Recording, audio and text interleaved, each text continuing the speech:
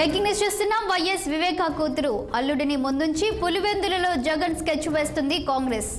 APCC chief గా వచ్చిన YS Sharmila అన్నకు చెక్ పెట్టేలా వ్యూహరచన చేస్తుందన్న టాక్ నడుస్తోంది. ఈ మేరకు వివేకా కూతురు అల్లుడు నరెడ్డి సునీత రాజశేఖర్ రెడ్డి కాంగ్రెస్ సీనియర్ నాయకుడు తులసిరెడ్డితో భేటీ అయ్యారు. పులివెందుల నుండి పోటీకి దింపేందుకు పావులు కదిపారు.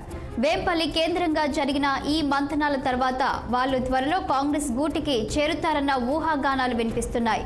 సీఎం ఇలాఖా నుంచే వ్యూహాలకు పదును పెడుతున్న కాంగ్రెస్ వివేక హత్యోదంతం ఎన్నికలలో పనికొచ్చేలా ప్రచారాలకు వైఎస్ సునీత రూపకల్పన చేస్తున్నారన్న ప్రచారం జరుగుతోంది. దీనిపై మరింత సమాచారం మా కడప ప్రతినిధి శ్రీకాంత్ లైవ్ లో అందిస్తారు. శ్రీకాంత్, చెప్పండి. జగన్ ఇలాకాపై స్కెచ్ వేస్తున్న కాంగ్రెస్ పార్టీ అని తెలుస్తుంది. ఇప్పటికే తులసిరెడ్డితో వైఎస్ సునీత దంపతులు భేటీ అయినట్లు కూడా తెలుస్తుంది. ఈ భేటీలో వాళ్ళు చర్చించిన అంశం ఏంటి?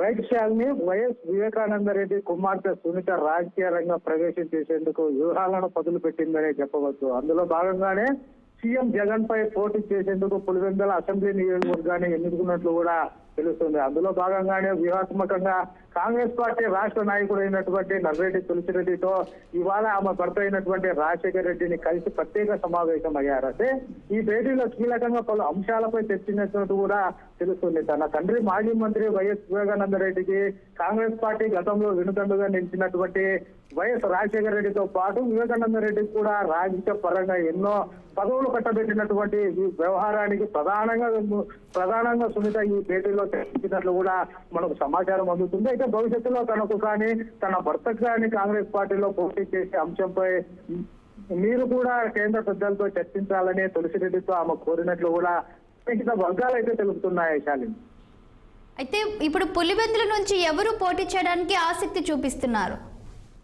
రైట్ శాలిని, ఇప్పటికే చూస్తున్నట్లయితే సీఎం ఇలాగా అయినటువంటి పులివెందుల నియోజకవర్గం నుంచి కాంగ్రెస్ పార్టీ తరఫున సునీత గాని తన భర్త నర్రెడ్డి తులసిరెడ్డి గాని ఇద్దరిలో ఎవరికైనా కానీ అవకాశం ఇస్తే మేమిద్దరిలో ఎవరిమైనా కూడా పోటీ చేసేందుకు సిద్ధంగా ఉన్నామని చెప్పేసి ఇప్పటికే నర్రెడ్డి తులసిరెడ్డిని పోయినట్టుగా తెలుస్తుంది.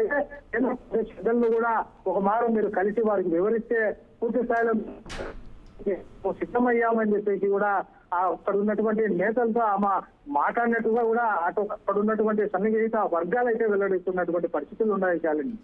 Thank you Srikanth.